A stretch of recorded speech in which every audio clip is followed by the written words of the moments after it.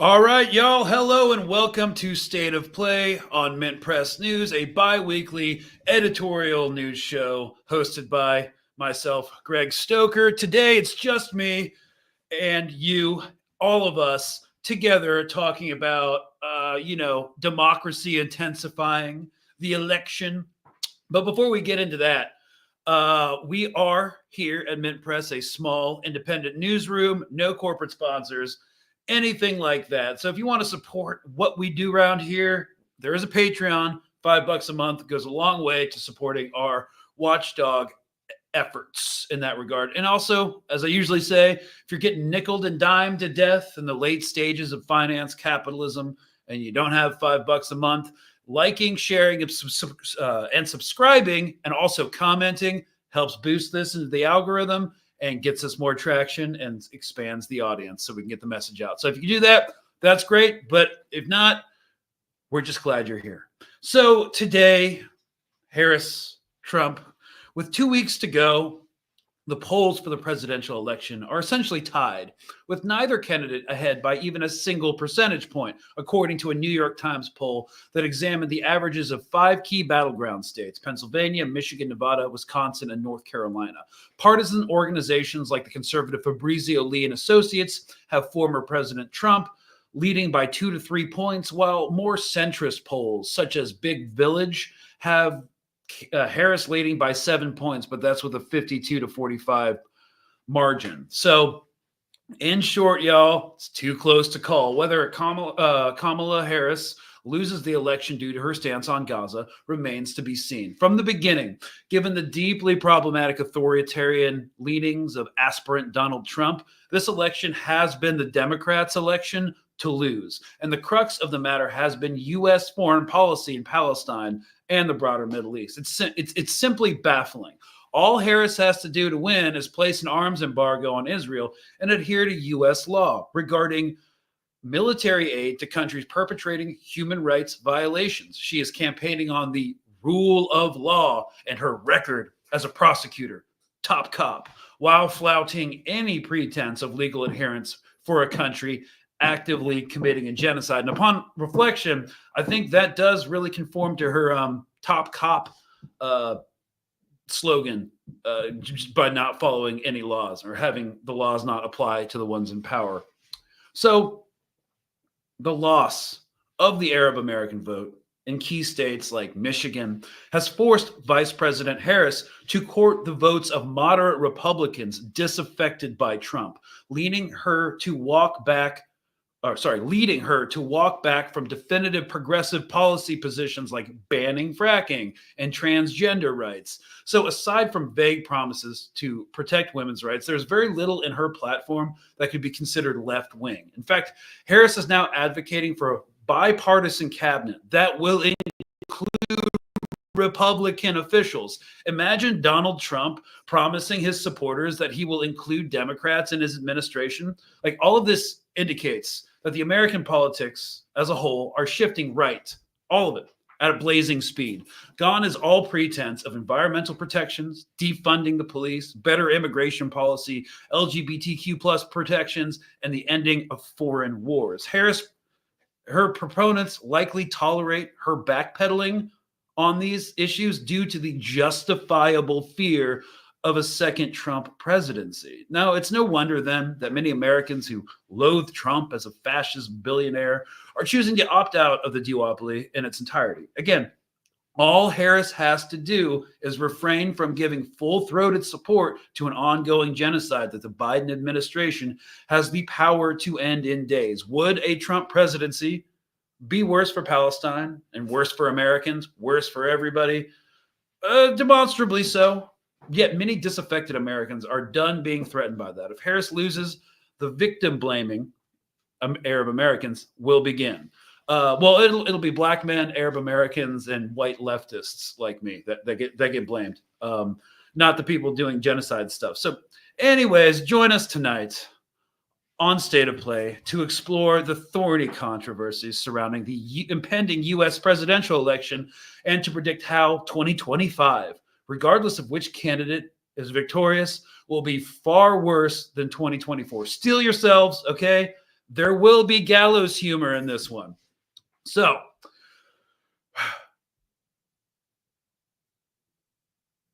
one second. Oh, sorry, I got distracted by a comment. Okay, first of all, imagine.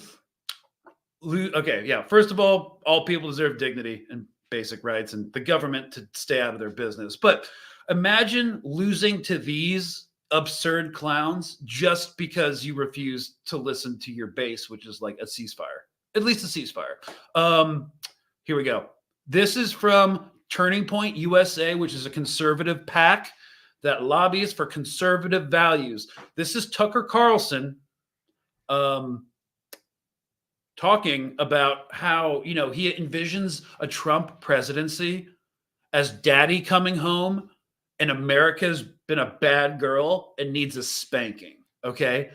Not kidding. This is going to be quite horrifying. If you allow your hormone-addled 15-year-old daughter to slam the door of her bedroom and give you the finger, you're starting off hard with white supremacist patriarchy and just blazing misogyny. Hormone-addled 15-year-old daughter, and you will hear women squealing in the comments or in the crowd, yeah, honey, you need therapy. Okay, here we go. You're going to get more of it, and those kids are going to wind up in rehab. Oh, okay, yeah. Also, addiction shaming, awesome. It's not good for you, and it's not good for them. No. There has to be a point at which dad comes home.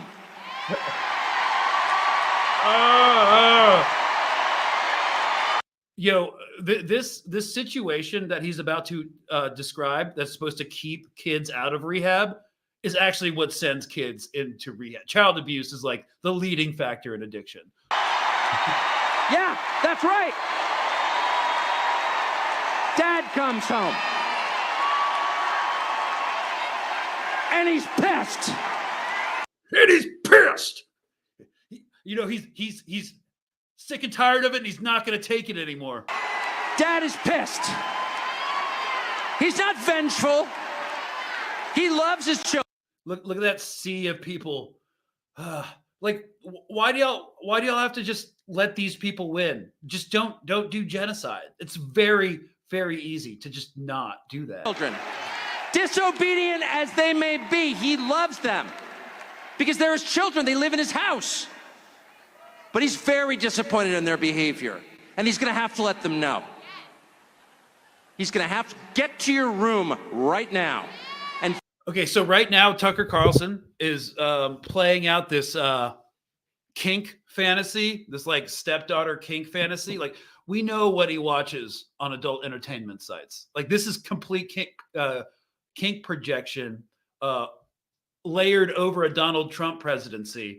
And everyone's just going along with it and thinks this metaphor, which should have lasted 10 seconds, goes on for another minute.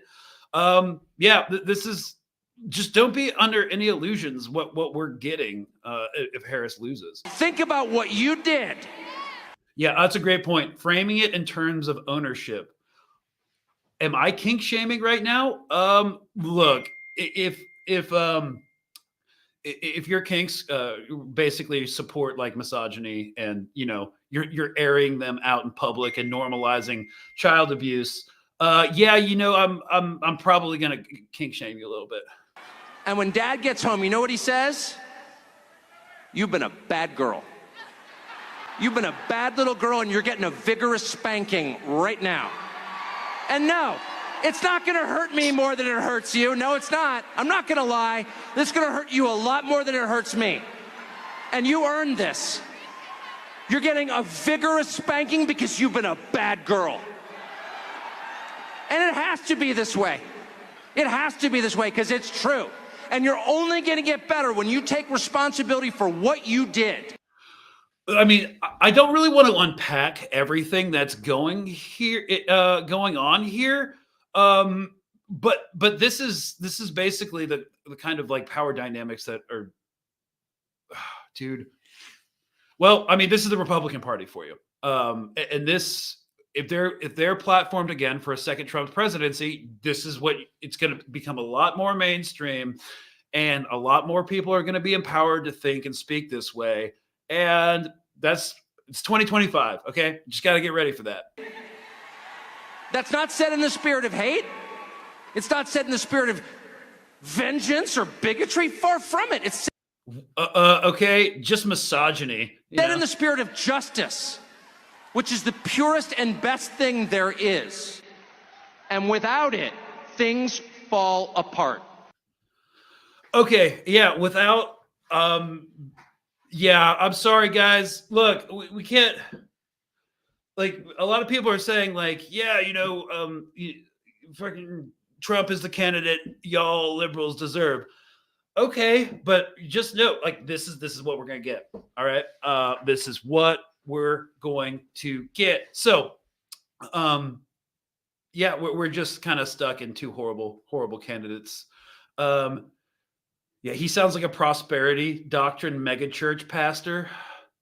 Dude, like evangelical white Christianity is a whole horrifying thing and a rabbit hole we don't need to get down to. So last night, here, okay, we're gonna put that Tucker Carlson piece away and never speak of it again. We're gonna put it in a little box.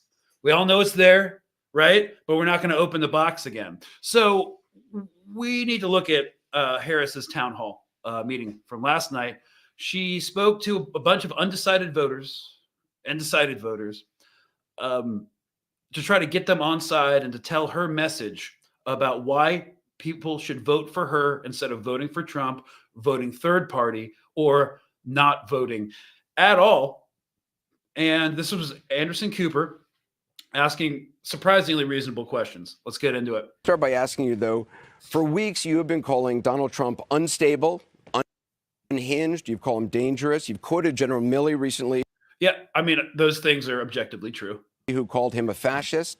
Today, also, this is an editorial news show, so I will say yes.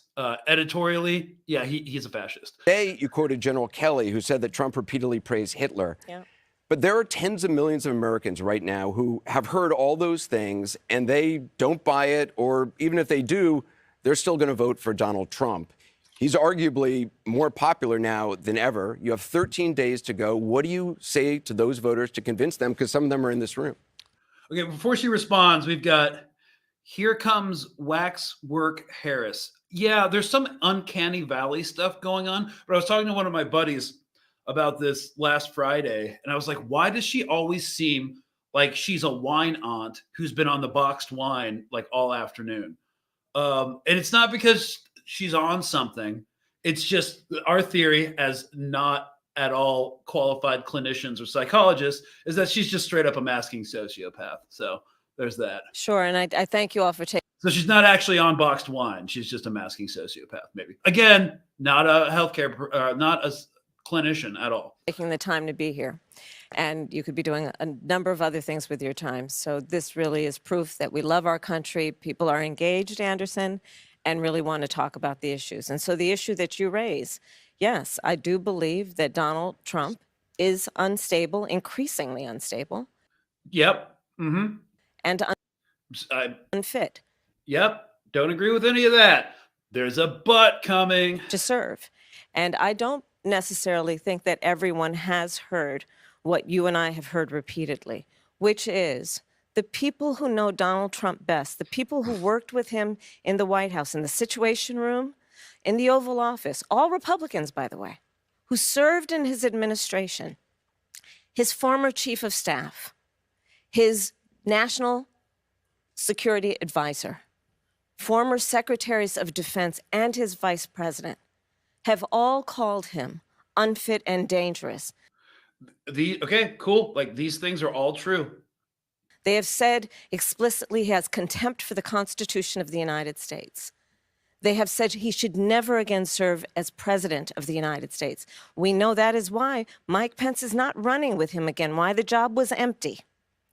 And then today we learned that John Kelly, a 4-star Marine general, who was his longest serving chief of staff, gave an interview recently in the last 2 weeks of this election, talking about how dangerous Donald Trump is. And okay, so she hasn't said anything concrete. She hasn't said anything for policy. So, it basically, her entire platform is but Donald Trump.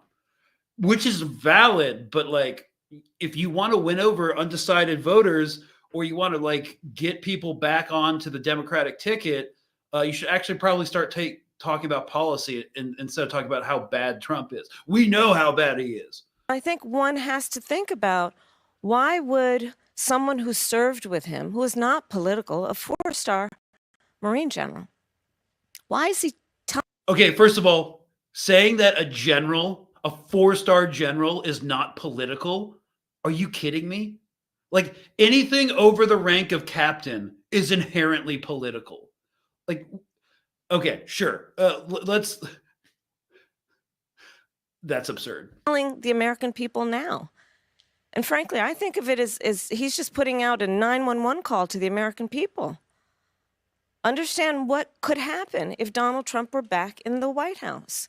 And this time, we must take very seriously those folks who knew him best and who were career people are not going to be there to hold him back. At least before, there were folks who we know what he would say, but they would restrain him. Okay, no, this is actually a good point. Like, she's as horrendous as she is. I mean, this is true. A second Trump presidency, he had people around him that actually thought he was going to drain the swamp. This time, he will just be surrounded by swamp creatures, 100%. So there will be no restraining him this time, and he is more unfit and more all over the place than he was, in 2016. Imagine now Donald Trump in the Oval Office, in the Situation Room. He who has openly admired dictators, said he would be a dictator on day one. The former chairman of the Joint Chiefs of Staff has said he is a fascist to the core. Yep. Mm-hmm.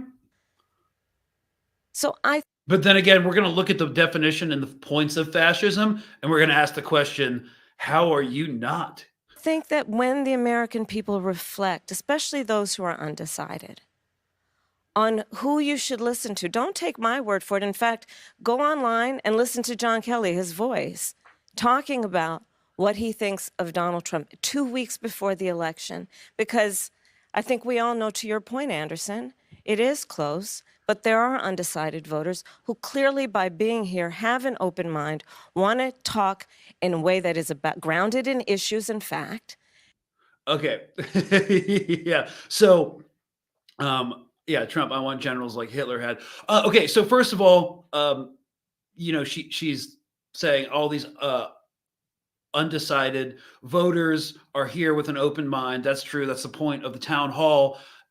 All these open-minded voters that see it, like CNN, they're not, she's not courting voters on the left. Again, as I said in my original premise, she's courting people in the center and people center right and moderate Republicans that are disaffected by Trump.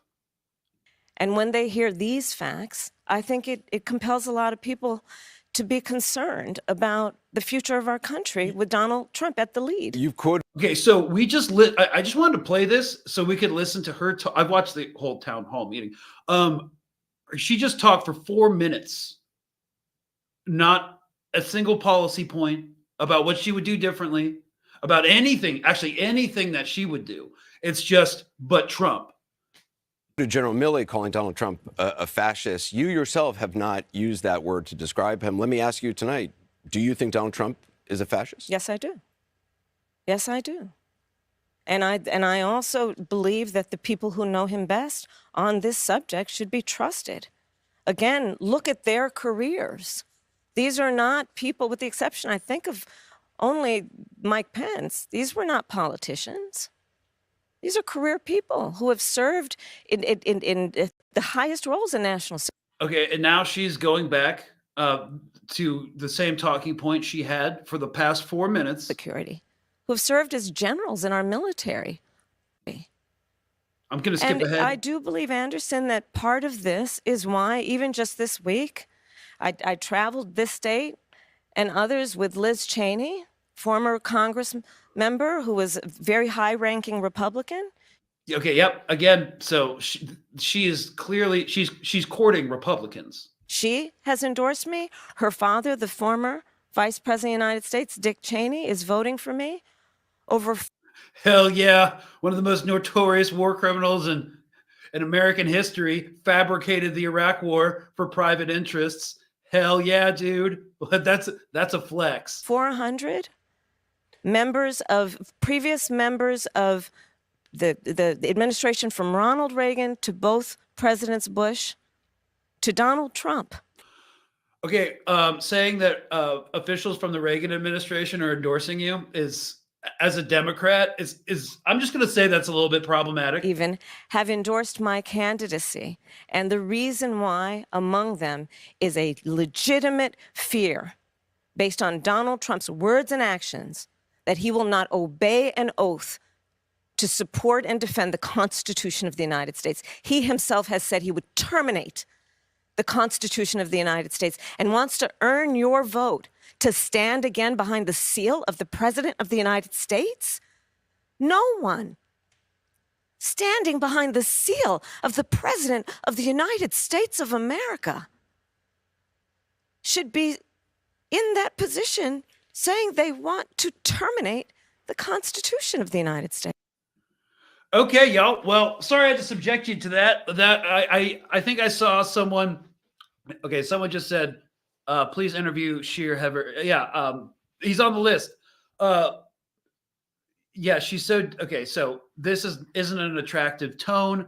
The voice is difficult. Donald Trump's voice is difficult. They're all difficult. Yeah, so she's saying all these Republicans are endorsing me essentially because the only reason is because Trump's bad. He's going to overturn the Constitution. I don't see how Democrats are going to protect the Constitution, even if Harris is in office. Yeah, so I guess the basic thing is, what is her actual policy position? It's basically Trump fear-mongering and regressive politics. That transgender Americans should have access to gender-affirming care in this country? I believe we should follow the law. Okay, now she chooses to follow the law. This is a massive cop-out, no pun intended. So she basically admits she will not defend transgender rights if states ban life-saving gender-affirming care. This is a huge liberal talking point, right? You need to elect Kamala in order to protect these endangered groups. She refused to stand by the transgender community when pressed. So she is basically, you could make the easy assertion that she is anti-LGBTQ plus candidate, just like Donald Trump. Can't be denied any longer. Where's the outrage from the queer community? That's what some people are asking. I warned folks once, if you let her support foreign genocide, she'll be free to also submit to support like whatever she wants to do. So, yeah, this is a great point. First of all, it feels and sounds like they're both trying to get the Republican nomination, but it's the general election. So anyways, let's hear what she has to say. I mean, I think you're probably pointing to the fact that Donald Trump's campaign has spent tens of millions of dollars. See, boom, straight to Trump. Like, what's your position? We're gonna roll that back. We're gonna roll that back. Do you believe that transgender Americans should have access to gender-affirming care in this country? I believe we should follow the law. I mean, I think you're probably pointing to the fact that Donald Trump's campaign, boom, straight to Trump, has spent tens of millions of dollars. They're trying to define you on this. Yes, I'm asking you to define yourself, though. Just broadly speaking, what is your value? Do you believe they should have that access? I believe that people, as the law states, even on this issue about federal law, that is a decision. What was that word, salad? I believe that, as the law states, federal law that doctors will make in terms of what is medically necessary. I'm not going to put myself in the position of a doctor. I will move on, but I don't know that I heard a clear answer from you on the issue of gender-affirming care. It sounds like what you're saying is there should be something between trans Americans and their doctors. It feels like that's a long way from "we see you and we love you," which was your message to trans Americans in May. What do you want the LGBTQ plus community to know as they're looking for a full-throated backing from you for trans Americans? I believe that all people should be treated with dignity and respect. Yep, even the Palestinians. That's the same thing she says about Palestinians. Palestinians, so many have died, but we need to ease the suffering of Gaza that started after the horrific October 7th attack. And they deserve self-determination and they deserve dignity, just like the trans community. They also deserve the same type of dignity that the Palestinians get from the United States government. So, that's what we're looking at. But then again, what is on the right? What is the other alternative? Where is that friggin' video I had? Okay, it's RP replay. Present video file. This is going to be a Trump one before we start getting into what is going to happen in the future with the America. I'm of Israel, and they know that. Bibi called me yesterday, called me the day before. We have a very good relationship. And I have to say fortunately, they didn't listen to Biden, because if they listened to Biden, they'd right now be waiting for a bomb to drop on them.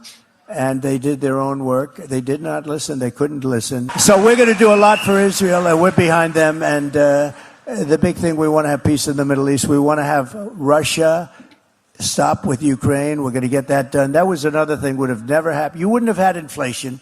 You wouldn't have had Russia attack. Okay, where did inflation come up? Like, what? If I was president, you wouldn't have inflation. No, you're going to have inflation. In Ukraine. You wouldn't have had October 7th, which was Israel. And the horrible, most embarrassing moment in the history of our country was Afghanistan. Well, he is the one that started to pull out from Afghanistan. He's the one that began negotiations with the Taliban. So that's kind of weird that they're using that as a talking point when the entire initiative to withdraw came under Trump's presidency. But bottom line is, a policy domestically will be different. Yes. If Trump's elected, things are going to get a lot worse for a lot of more marginalized people. And I do think that in terms of violence, foreign violence overseas, it is my assessment, and here's what, that Trump, and this is not an endorsement, no, hell no. This is just how I see it. Trump will be less of a warlord than Harris will be. First of all, because, and this was something I was talking about earlier today on my Patreon Q&A, was that he wants to be buddies. He wants to be chums with Putin. Like, he wants a seat at the strong man table, right? So he admires North Korea. He admires the Russian government that's embodied by Putin. And he wants a seat at the buddy-buddy table. Putin would have a lot more influence over Trump than he would have over Harris. Trump has said he wants to end the war in Ukraine. He's like, if I'm elected, even before I assume office, the war in Ukraine would be over with and there would be a ceasefire. And then, of course, Russian Foreign Minister Lavrov said in response to that a couple months ago, no, it wouldn't be solved by that time. But he at least has the impetus and the political will. He wants to do things like defund NATO, which, I'm not a fan of. It's an expansionist imperial instrument. Why does the North Atlantic Treaty Organization need to be opening a new office in Jordan, of all places? I mean, so that's kind of cool. He is surrounded. He will surround himself in his administration with people like Mike Pompeo, the ex-director of the CIA under Trump, who is a Christian evangelical neocon who is preaching for a war with Iran. He will surround himself by evangelicals who want to bomb Iran. And, but however, here's the tension. Because Putin would have a lot of influence over him, Putin and Russia and Iran are expanding their security relationship. And this was Iran's first year attending the BRICS summit, and Iran is strategically important, and it's important for China's Belt and Road Initiative. Russia does not want Iran bombed. So I think that could be a break on Trump's belligerency. However, he is beholden to Israel, especially since he took the $100 million from Miriam Adelson, the extremist settler who wants to just basically colonize all of the West Bank. So I don't think it's possible to really determine what Trump's foreign policy is going to look like. Yeah, he's going to want to get into a trade war with China, and it's going to be a friggin' mess. But in terms of starting a regional war, I don't know. Harris bizarrely said earlier this month, when asked what the greatest threat to America was, she said Iran. Iran was our greatest adversary, which is a bizarre statement because it has no existential threat capacity to the United States. It's a regional power, but it doesn't have the global power projection. It's not an economic peer like China. It's not a military peer in terms of nuclear armament like Russia. And how can you call it our greatest adversary when all these politicians are like, we need a regime change in Iran. They are the Iranian octopus. They have their tentacles going in through all these different countries, destabilizing the entirety of the Middle East and causing terror.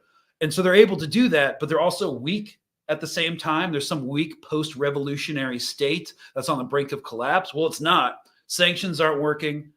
It's now joined BRICS. It's deepening its security relationship with Russia. So yeah, the fact that they would say that is troubling. I guess what I'm trying to kind of figure out, what everyone's trying to figure out, is like, what will the salient foreign policy distinctions change between Trump and Harris? The domestic policies, I mean, it's really hard to determine the difference between the two candidates without, in a lot of salient ways. And that's why a lot of people are choosing to opt out of the two-party system, knowing the consequences. Now, here is something we do have to address, guys. And that is the backlash from liberals, if and when, or from Democrats, if and when Harris loses to Trump, because it looks like she's making a lot of campaign mistakes that Hillary Clinton was making in 2016. So I always said that Hillary wasn't going to beat Trump. I think a lot of people were surprised that she didn't beat Trump. But she was deeply unlikable. And of course, misogyny within the culture is undeniable. But that's not the primary reason why Hillary lost. She was just a deeply problematic candidate. She was a war hawk, and she was an East Coast elitist who could not connect with people in Middle America or the South. And we're seeing the same kind of echoes happen with Harris. Now, here is what's going to happen if she loses. Three groups of people are going to get blamed: Black men, Arab Americans, and Muslim voters, and white leftists. So if you look at a lot of the social media commentary coming from Democrat accounts, whether they're paid by DNC cutout, a media cutout or not, there's a lot of this talk. So it's trying to center everything on white leftists bashing Harris while having a lot of privilege to do so. And look, I'm not going to deny that it exists. I mean, it doesn't exist. It does exist, obviously. But the problem is when people do that, they erase all the hundreds of thousands of people of color and LGBTQ plus people who aren't going to vote for genocide. It erases them and reduces it all to radical white leftists who have no skin in the game because they're protected by their privilege. So they're actively trying to erase those people. So this is what we're hearing a lot right now. On the left, there are no Black people, people of color who are disillusioned with the American system. Okay, so this was responding to a comment. There are plenty of people of color leftists saying it too. This is about Harris and the genocide. Why is this conversation always hyper fixated on white leftists? Now, we're going to roll this back. On the left, there are no Black people, people of color who are disillusioned with the American system. On the left, there are no Black people or people of color who are disillusioned with the American system. This is an insane take. I could introduce her to a number of people in the Black Panthers who I'm in touch with out in the West Coast who are Black and who are definitely disillusioned with the system. And yeah, they're definitely on the left because they're generally communists. So when a white leftist is pushing the narrative that G-side is a red line and again, those people are saying the same thing. Don't vote because of it, or both sides are the same. Whether it's their intention or not, they're weaponizing the empathy of Black people and people of color to do so. Okay, this is extremely problematic, and we're going to hear that. Like, you are weaponizing our empathy to get us to vote against genocide. We're going to have to roll this back because this is like a case study and some of the narratives that are happening right now. Let's just roll that back. Whether it's their intention or not, they're weaponizing the empathy of Black. Both sides are the same. Whether it's their intention or not, they're weaponizing the empathy of Black people and people of color to do so.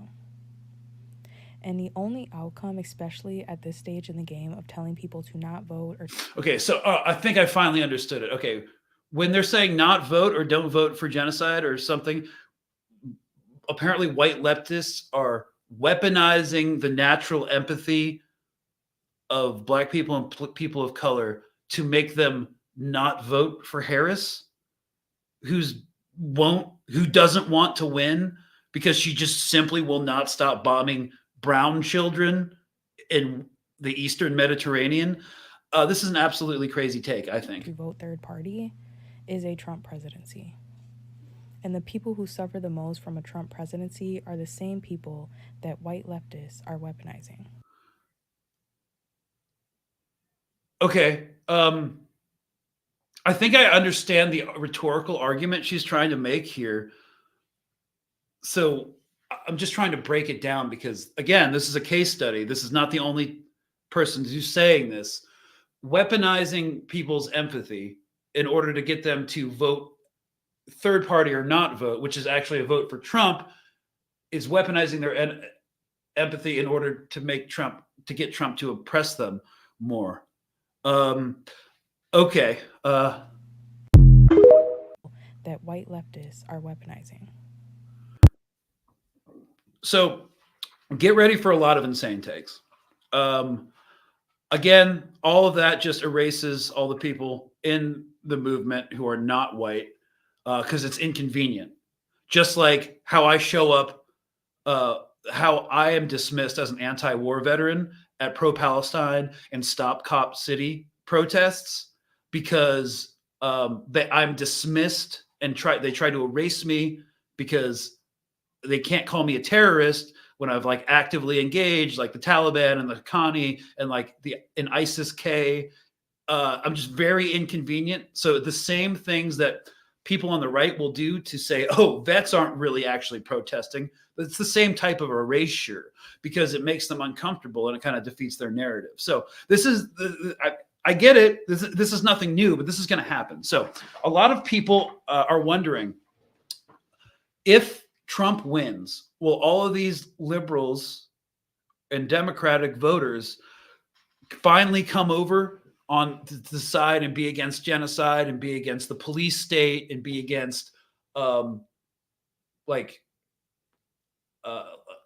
their perverse need to control women's bodies? Will they finally be out in the street doing stuff, organizing, agitating, educating people? I don't think so.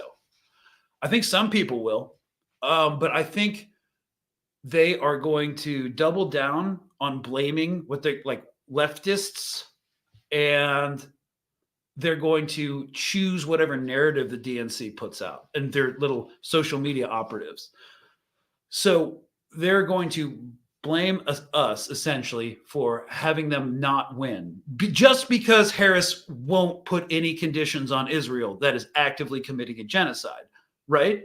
And she is actively trying to expand the police state.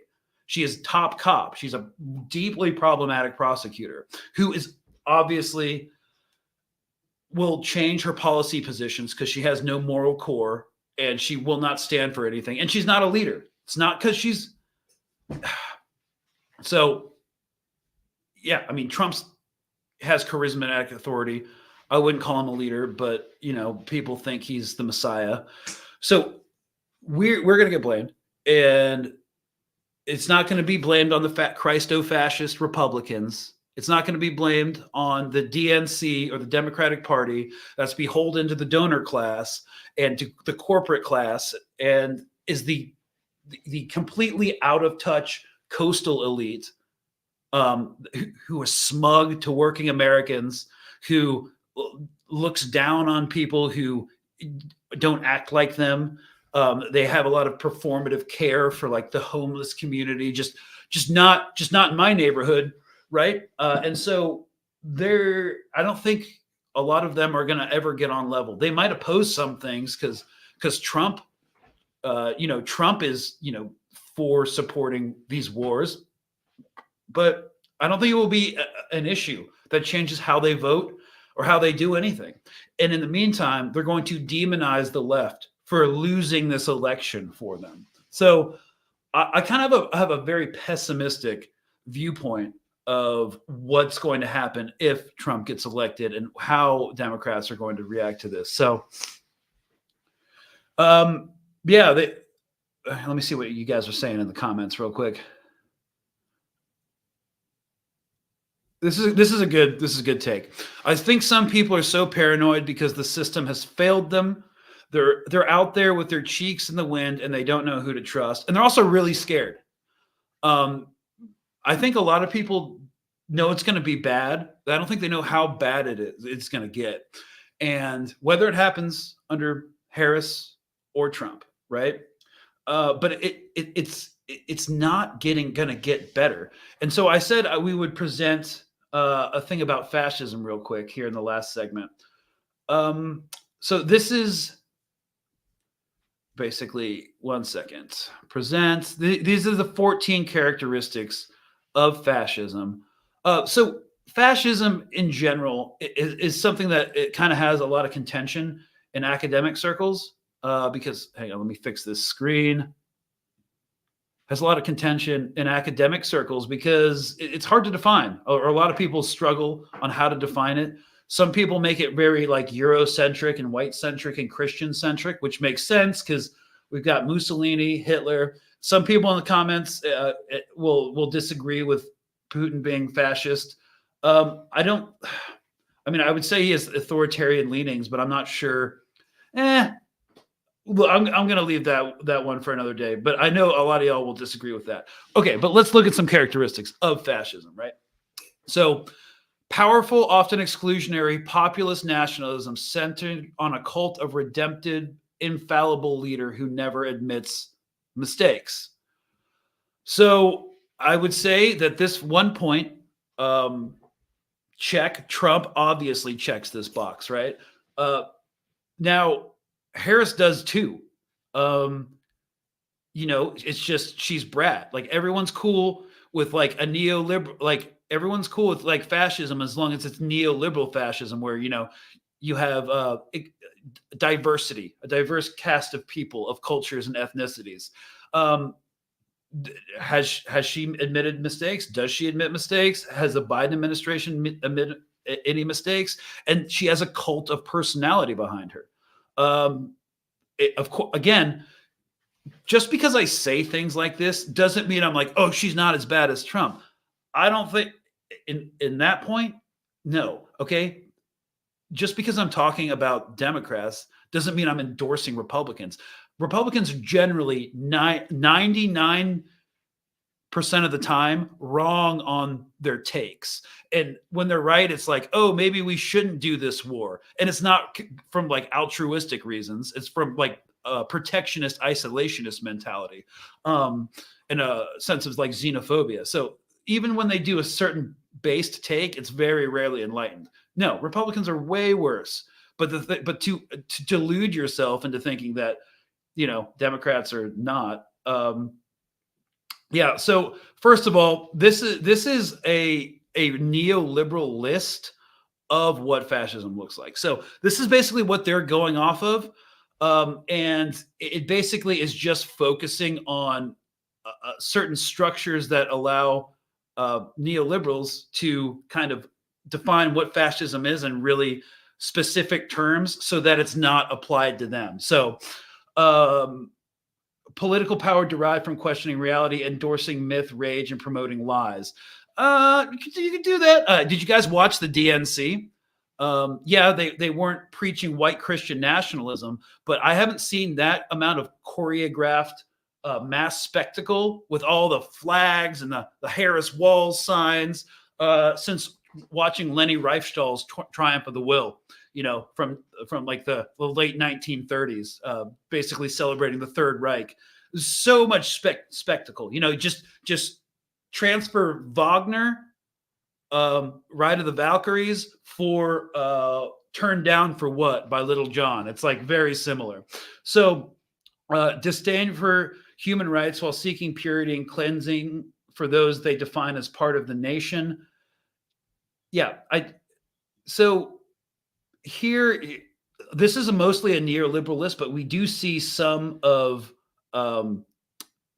you know, some of the correlations here. So supremacy of the military and embrace of paramilitaries is an uneasy but effective collaboration with traditional elites. Fascist armed people and justifying glory as redemptive. So, I mean, this is, again, they try to frame this in certain categories, but she did celebrate militarism. I mean, she says we are going to have the most lethal military on the planet. It's like, why do you need to say that? You know, rampant crony disdain for intellectuals and the arts is not aligned with the fascist narrative. That's coming.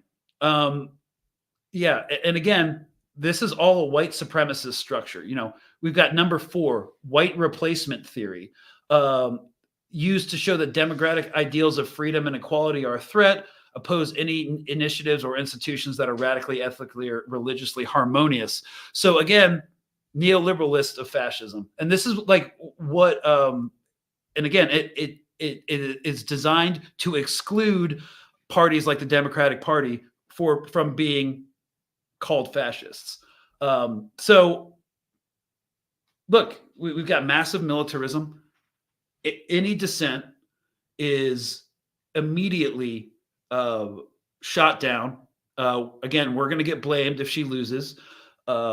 They're reactionary. If you even criticize Harris, they're like, oh, you don't want her to win? Like, do you want Trump? Like, we've got 2 weeks before the election. Okay. Also, protecting corporate power. Okay.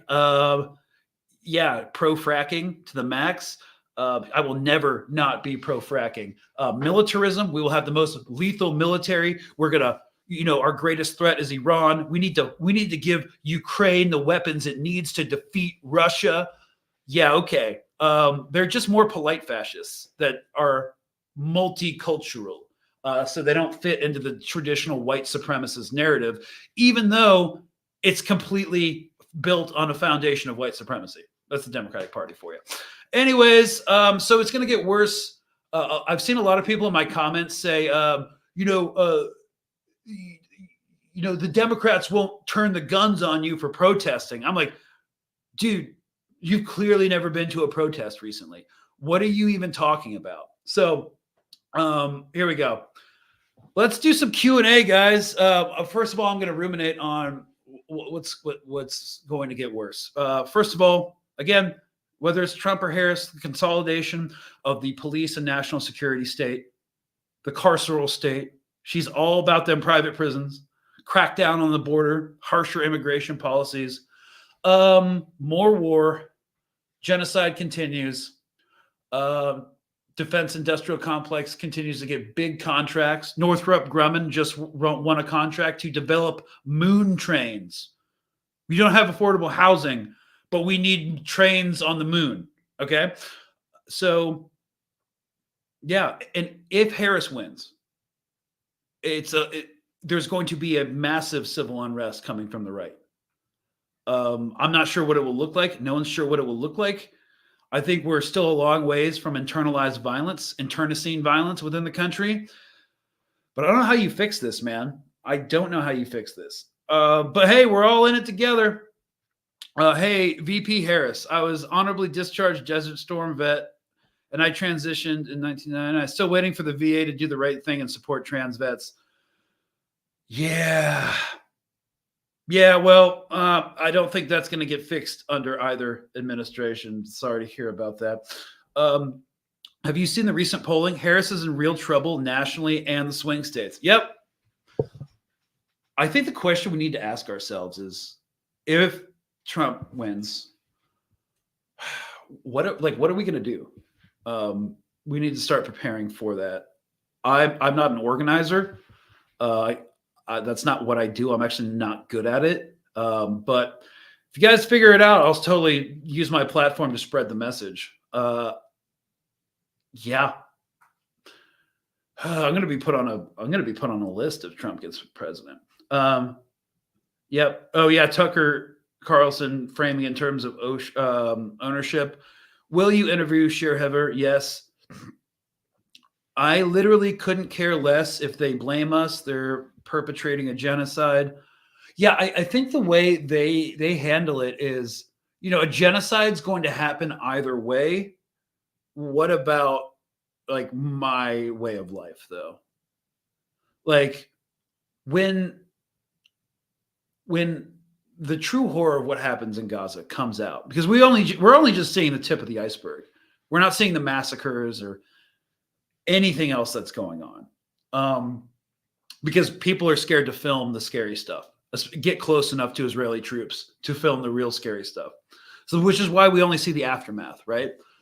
I talked to a number of people in Gaza. It's like, yes, if they see you with a phone, they're going to kill you. So that's why troops aren't getting filmed by Palestinians generally in Gaza. That's why they're not getting filmed. Because if they're seen with a phone with Israeli troops doing some dirt, they're going to be shot. So that's why we only see aftermath of bombings or videos from the troops themselves or from Hamas or Palestinian Islamic Jihad. So, but the idea is when the actual true horror goes out and UN peacekeepers and observers go in, it's going to be far worse than what we're seeing or we're hearing talked about.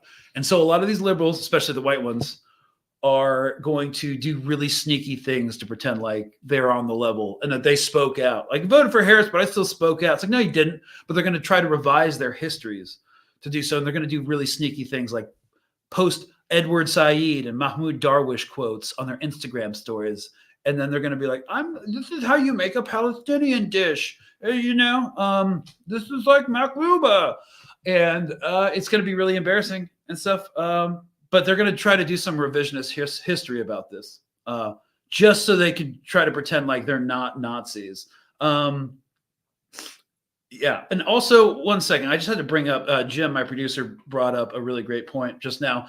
Democrats sued the PSL for achieving ballot status in Georgia and managed to successfully remove them as PSL didn't have the funds to fight Democrat lawyers. Yeah. So that's real democracy, right? Suing political rivals or people that will take votes away from you because your platform is so shaky that you'll lose if you have any opposition. Yeah, almost sounds like Kamala word salad. Does anyone know how to speak straightforward anymore? Nope. It's hard to speak straightforward when you're doing a genocide and funding, militarizing the police and supporting the carceral system. Yeah, but like, do you want higher groceries? Do you want higher groceries? Yeah, vote for Trump then if you want higher groceries.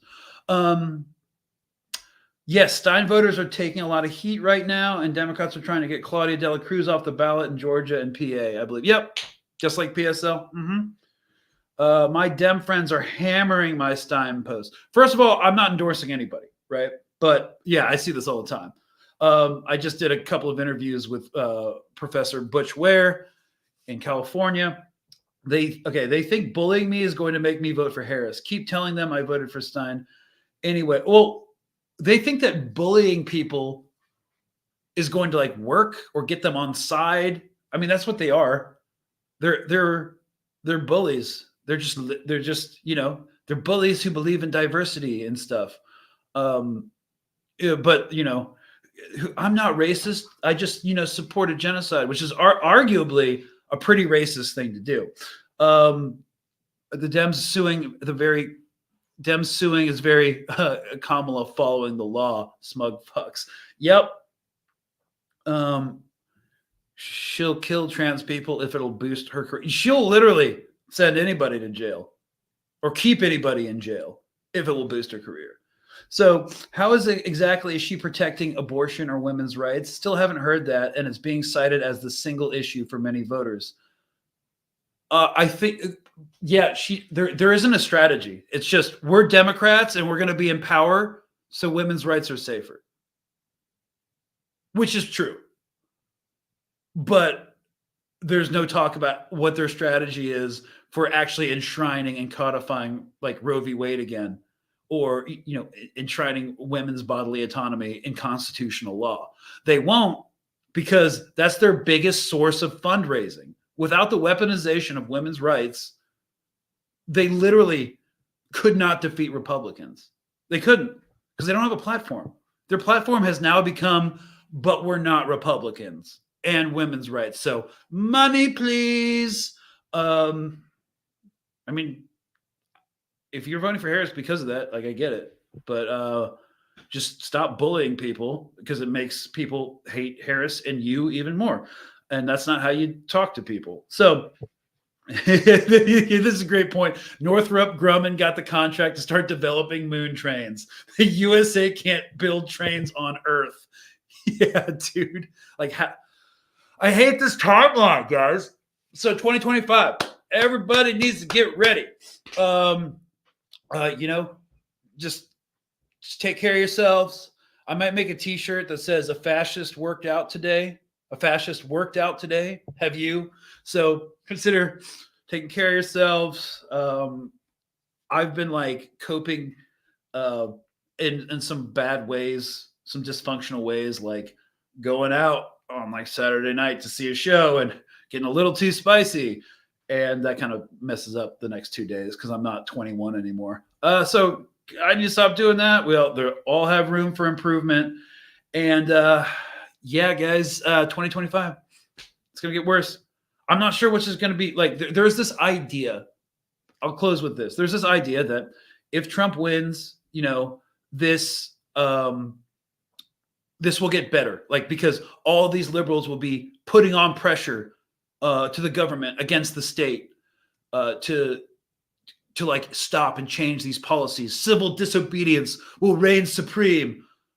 No, well, I'm not convinced they would do anything. The vast majority of them. So it sucks. Maybe eventually they might come on side if things get bad enough for them personally, because they only care about themselves. They only care about themselves in the context of America. They don't care about other people outside of America and what's going on with them. So I'm not sure. I'm not convinced that they'll change. And yeah, no one's going to save us but us, y'all. Liberals will be hiding in bunkers. Yeah, because, growing up amidst the coastal elites, it's generally, they're like at least upper middle class generally. So, I mean, that's not okay. Plenty of middle class people vote Democrat, but a lot of these come from a place of privilege as well. They don't like to talk about that though, because they want to blame everything on white leftists and erase people of color, Black people, and LGBTQ plus people in the movement. So somewhat liberals. There are other people outside of America. Yeah. All right, guys. Well, I just thought like this election season was getting really disheartening, and just wanted to vent about it. I'm actually going to be gone into the desert for like 5 days starting next week. Halloween. I think there's like out in the high desert. I got roped into doing this dog Halloween thing where people are dressing up their dogs. Poor dogs. Anyways, I'm going to go to that and then disappear until November 6th, which is when I'll do a post-election wrap up. And we can all vent and be like, oh, we're screwed together. So, yeah, guys, I'll probably do an episode. I'll do an episode Monday, maybe one Wednesday tomorrow before I go on a mini vacation. Because I've been doing this like every day for a year. And I'm just like, I can't. So I'm going to disappear into the desert and and that's going to be next week. But you guys enjoy this. Enjoy, the time we have left before November 5th, and keep yourselves sane. And we will see you Monday, y'all. This was State of Play, Mint Press News. This was a highly, highly editorial episode because I'm pissed and so are you. All right, guys. Cheers, y'all. See you on the next one.